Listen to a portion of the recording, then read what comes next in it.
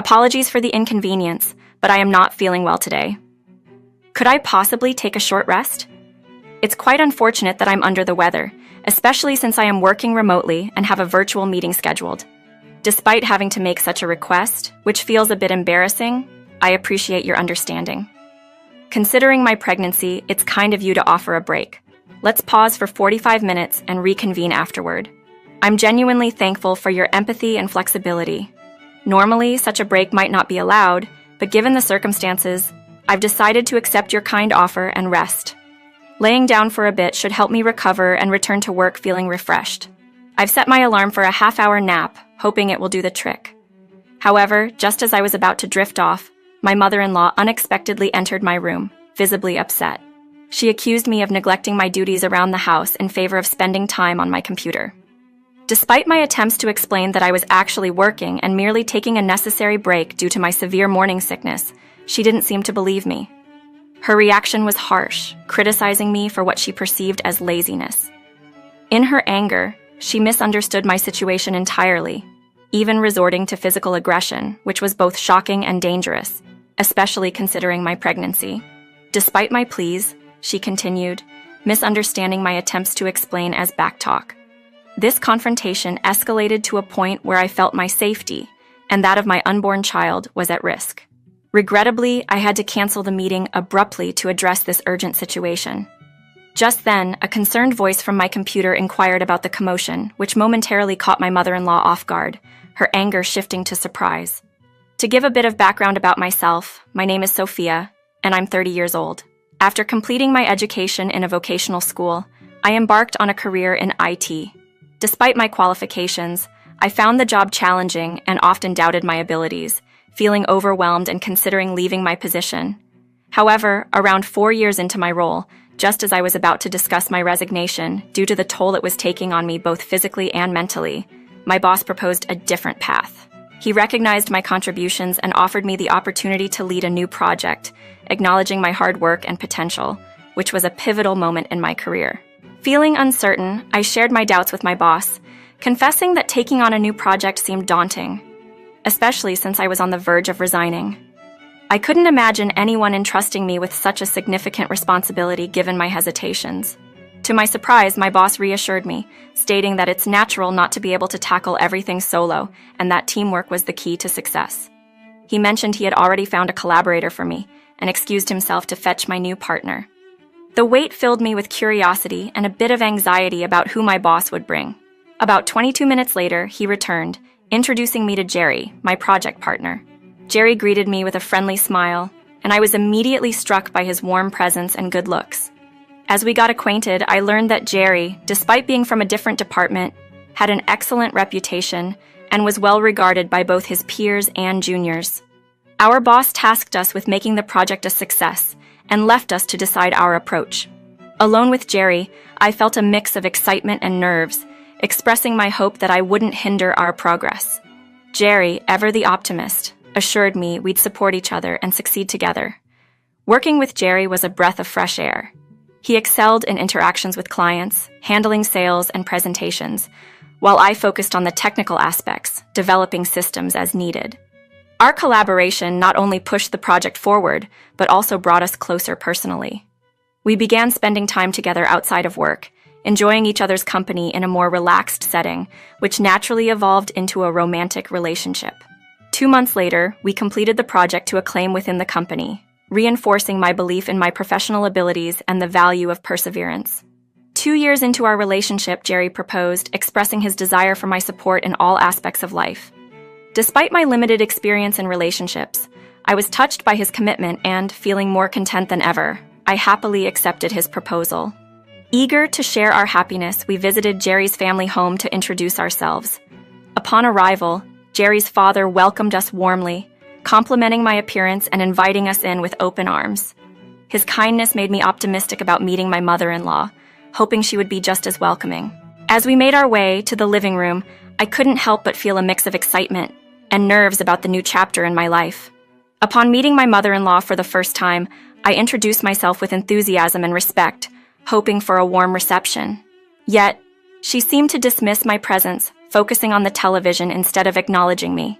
It was Jerry who pointed out my attempt to greet her, prompting her to finally acknowledge us, albeit with a clear preference for her son over me. Jerry suggested we overlook his mother's cold reception and invited me to join them on the sofa, aiming to ease into a more formal introduction and discussion about our relationship. When the topic of our marriage came to light, his mother's reaction was far from supportive. She openly expressed her disapproval of me as Jerry's partner, attributing her stance to our differing backgrounds and implying that our values would be incompatible due to our disparate financial upbringings. Her words were a blunt dismissal of the possibility of our union, suggesting that my humble beginnings and Jerry's affluent lifestyle would prevent me from fitting into their family. Despite the shock and hurt her judgment caused, I struggled to formulate a response, feeling overwhelmed by the situation. Jerry and his father immediately came to my defense, challenging the notion that our differing backgrounds could dictate the success of our relationship. Jerry's objection to his mother's harsh words showed his commitment to us, and his father attempted to mediate the tension. Yet, my mother-in-law remained unconvinced, setting forth a condition that caught us all off guard. She demanded that if we were to marry, I must agree to live with them in their family home. This unexpected ultimatum was her way of granting her approval for our marriage, placing me in a difficult position. The thought of not starting our married life independently, as I had hoped, was disheartening. However, understanding the importance of family and the commitments that come with marriage, I agreed to her terms. I assured her of my readiness to embrace all responsibilities, including caring for her and my father-in-law when needed. My declaration surprised everyone, especially Jerry and his father, who likely did not anticipate my willingness to comply with such a significant request. I made it clear that my commitment to Jerry extended beyond our immediate happiness to include the well-being of his family. With a heavy heart yet determined resolve, I asked for her approval once more, hoping this gesture would bridge the gap between us and allow us to move forward as a family. Agreeing to my mother-in-law's condition, I found myself securing her approval for our marriage. She asked me to look after them, which I promised to do, marking the end of our initial tense introduction. Despite my reservations about living with my in-laws, the presence of Jerry and the support of my father-in-law gave me hope that things might turn out fine. Fast forward 8 months, Jerry and I were married, and I moved into his parents' house, as agreed. The first few months passed with little incident. My mother-in-law remained mostly silent, perhaps taking the time to observe my integration into their household. Aware of her watchful eyes, I diligently managed household chores alongside my full-time job, hoping to avoid any cause for complaint. One morning, as I was about to leave for work, my mother-in-law stopped me, indicating she wanted to have a discussion. Anticipating a lengthy conversation, I quickly informed my boss that I would be late. My mother-in-law's topic of choice was my pregnancy, which wasn't a surprise since Jerry and I had been planning for our family's future. I was prepared to hear her thoughts, expecting her to suggest I quit my job to focus on the pregnancy and eventual motherhood. Indeed, she voiced exactly that opinion, arguing that I should leave my job immediately. This stance was difficult for me to accept. Before marrying Jerry, quitting might have seemed like a plausible option. However, my work had become a significant part of my identity and happiness. Moreover, with a baby on the way, the financial stability my job provided felt more crucial than ever. Despite my reasoning, my mother-in-law persisted, criticizing my decision to work, and even my ability to manage household tasks. Her harsh words began to take a toll on my well-being. The conversation stretched on, and as time ticked away, I realized I was significantly late for work. Feeling cornered, I acknowledged her demand to quit my job, though I had no real intention of doing so. This concession was meant to end the immediate confrontation, but my mother-in-law pushed further, insisting I inform my employer of my resignation that very day. This left me in a difficult position, outwardly agreeing while internally conflicted about my next steps. How could I navigate this situation, safeguarding both my career and my relationship with my in-laws? After arriving at work significantly late, I couldn't shake off the unease clouding my thoughts. Seated at my desk, I found myself voicing my worries under my breath, catching the attention of my boss, who could tell something was amiss. Despite my attempts to dismiss his concerns, he saw through my facade and guided me to a secluded conference room for a private discussion. Reluctantly, I opened up about the dilemma I was facing at home. My mother-in-law had sternly advised me to quit my job due to my pregnancy, insisting that it was for the best. Yet, the thought of leaving my job felt wrong to me. I wished to continue working. My boss listened intently, absorbing the complexity of my situation before falling into a contemplative silence. It wasn't long before a solution sparked in his mind. He proposed the idea of remote work, suggesting that it could be a viable compromise. Working from home would shield me from my mother-in-law's scrutiny and allow me to continue my professional duties without the physical strain of commuting. The idea resonated with me as a potential win-win solution. Acting swiftly, my boss headed straight to the relevant department to get the green light for me to work remotely. From my desk, I watched anxiously for any sign of approval. Soon enough, a positive gesture from my boss confirmed that I would be transitioning to working from home. Grateful for his support, I prepared for this new chapter, hopeful that it would alleviate the tensions at home. I stayed later at the office to organize and hand over necessary documents to my colleagues, announcing that I would be working remotely starting the next day. When I arrived home that evening, I was met with a stern-faced mother-in-law who seemed prepared for a confrontation. She questioned me about quitting my job, to which I explained my new arrangement of working from home. Her response was less intense than I anticipated, allowing me to sigh in relief, albeit temporarily. I was thankful for my employer's flexibility, but little did I know, this change would soon introduce a new set of challenges. The very next day, my mother-in-law's attempts to assert her presence in my new work environment began with an early wake-up call that was far from necessary. Her loud demands disrupted my sleep at 6:05 a.m., a stark reminder of the delicate balance I would need to maintain between my work responsibilities and my new living situation. As I tried to ignore her and catch a few more moments of rest, I realized that navigating this new arrangement would require patience and resilience. Despite my best efforts to ignore her persistent calls, my mother-in-law's voice eventually became so loud that it risked waking my husband. Wanting to avoid causing him any inconvenience, I reluctantly left the warmth of my bed and headed to the living room to address her demands. "What's going on? It's only 6 in the morning," I questioned, only to be met with her insistence that it was already time to start the day and prepare breakfast, a task she deemed overdue by her standards. Her logic seemed flawed to me. Breakfast was usually a later morning activity in our household. Yet, according to her, she had been patient with me up until this point, allowing me to sleep because I had to go to work. But now, with me working from home, she expected me to rise early every day for breakfast duties. Despite my internal objections, I found myself in the kitchen, starting the day far earlier than necessary, preparing breakfast under her watchful eye.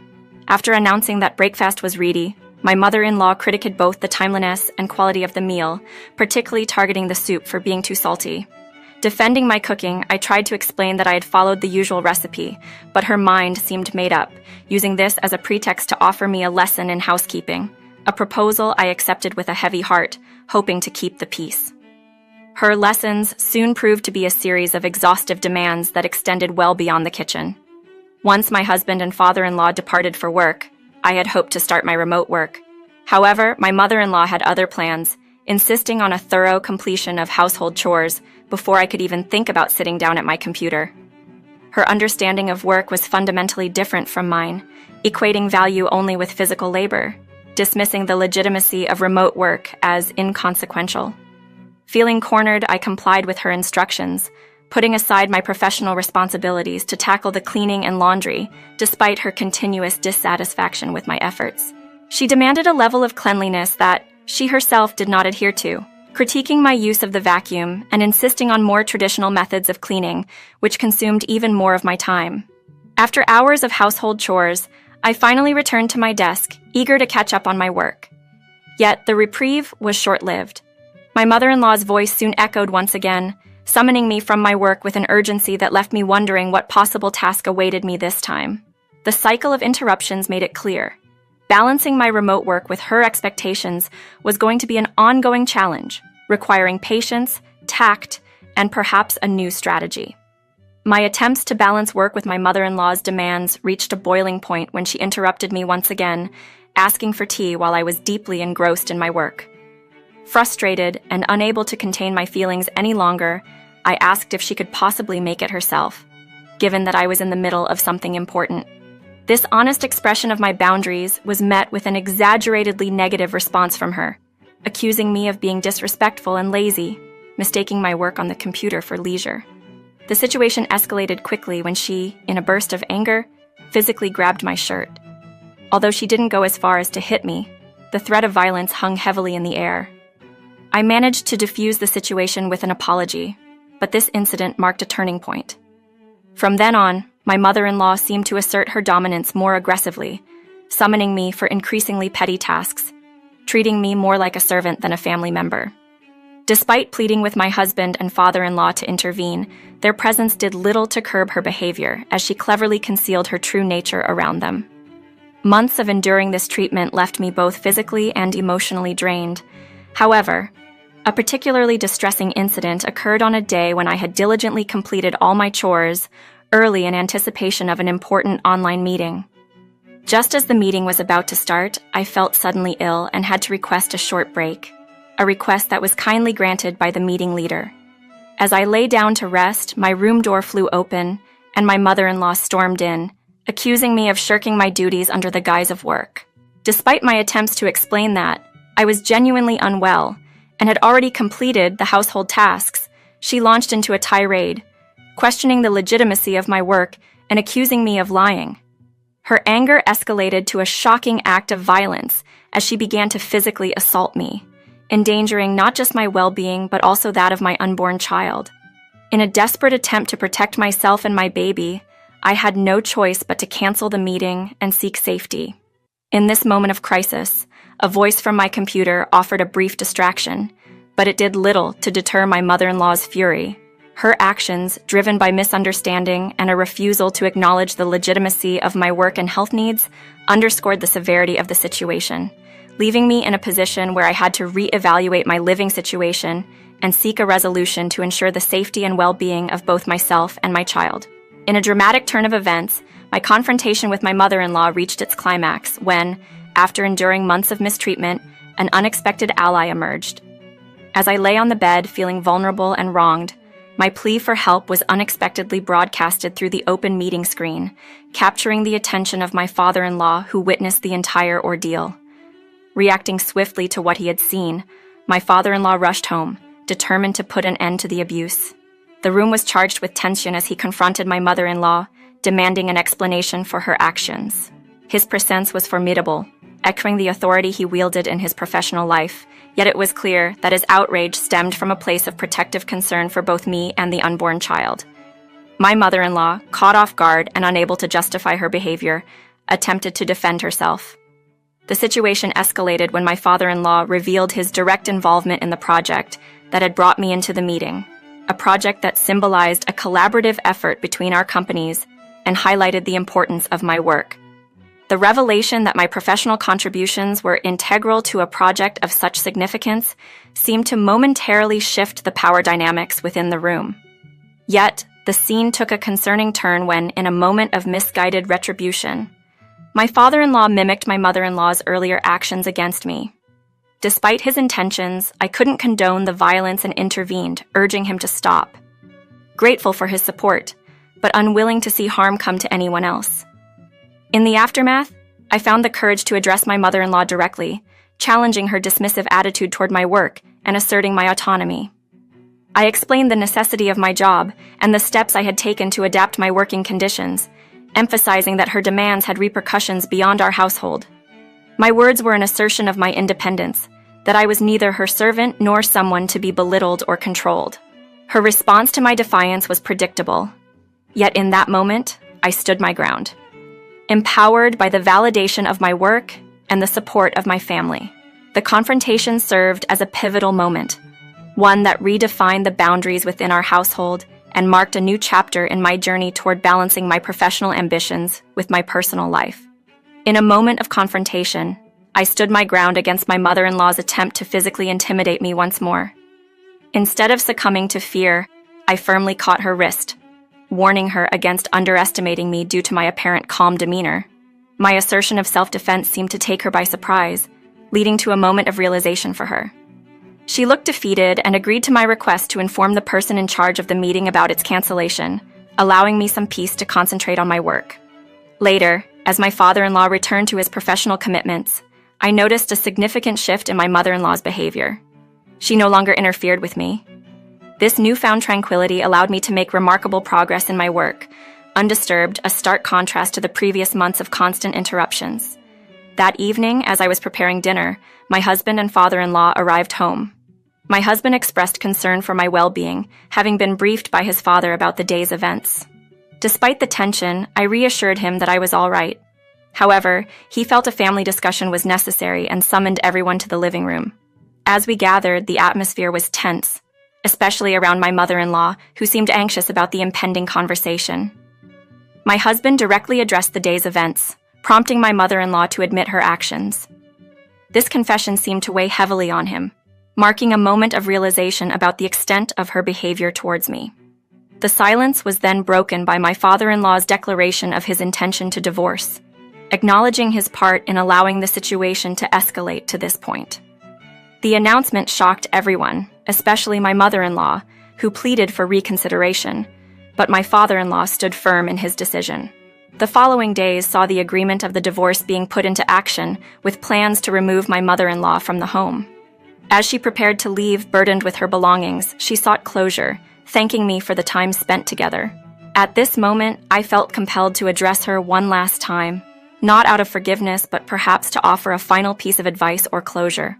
Her expression shifted as she turned back at my call, possibly hoping for a last 2-minute reprieve or reconciliation.